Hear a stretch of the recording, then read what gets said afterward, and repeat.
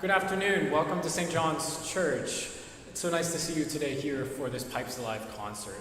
Once a month, we feature the organ in these half-hour recitals with various organists, usually local, regional organists, but today not. We have someone who's come all the way from the San Francisco area to be with us today, and so it's a real treat for us. There's one more concert of this series this season. It's in June with Krista Rakic, our artist in residence. So please give generously as you can at the door, which helps us continue this series to offer it free to all who want to hear organ music. So thanks again for coming today. Let's welcome Angela Kraft-Cross.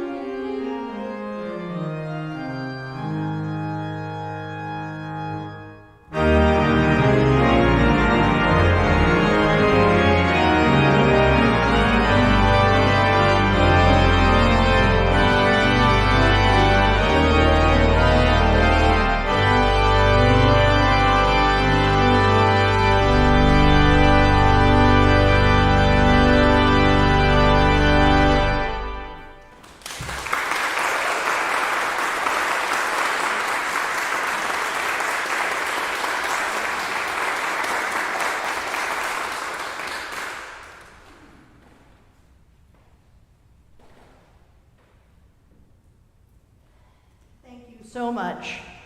And good afternoon to all of you. It is really a joy to be here. This is really my first program ever in Connecticut, so sort of my Connecticut debut. And we have learned so much about Connecticut just in the last several days, and the time on the highways and your beautiful forests, and my goodness, your spring flowers are out of this world.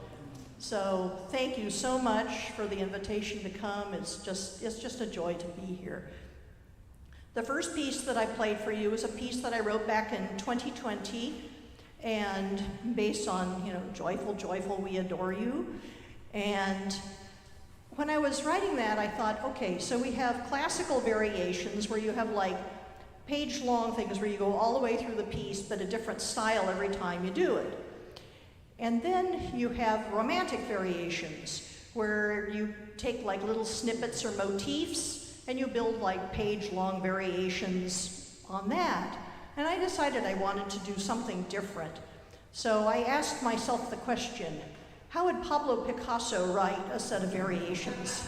So this one was sort of inspired by analytical cubism. It sort of, you hear all the variations sort of interrupting each other.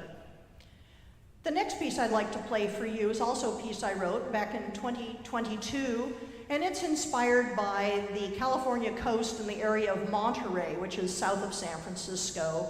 And it's a beautiful, beautiful rocky coast with crashing waves.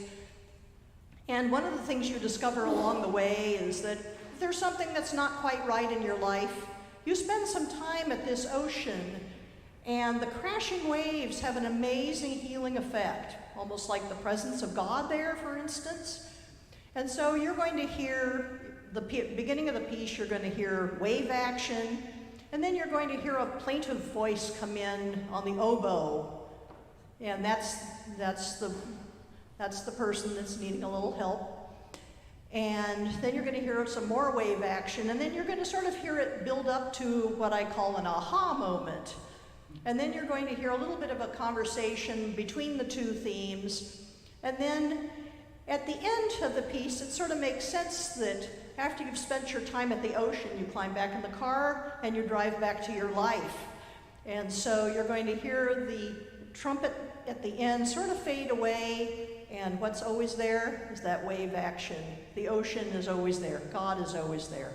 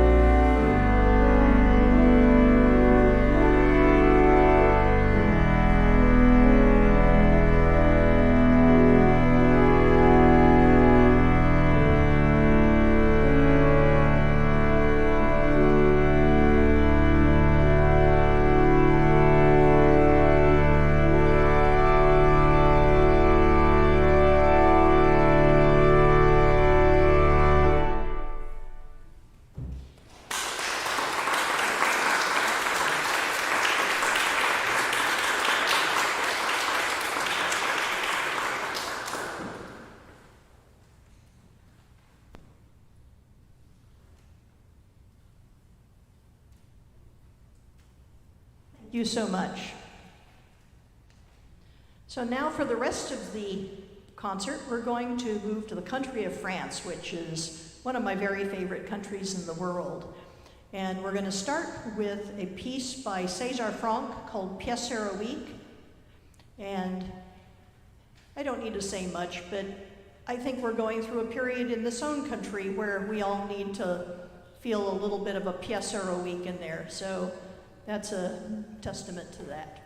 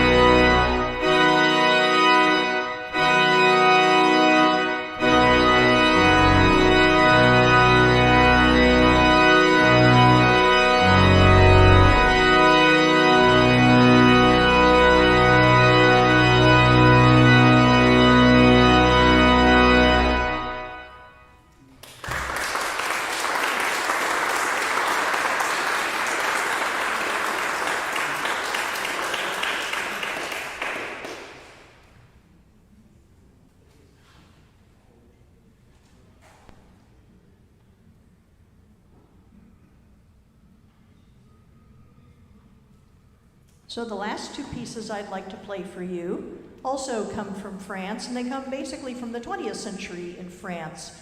And Maurice Duruflé was the organist at Saint-Étienne-du-Mont, which is right next to the Pantheon.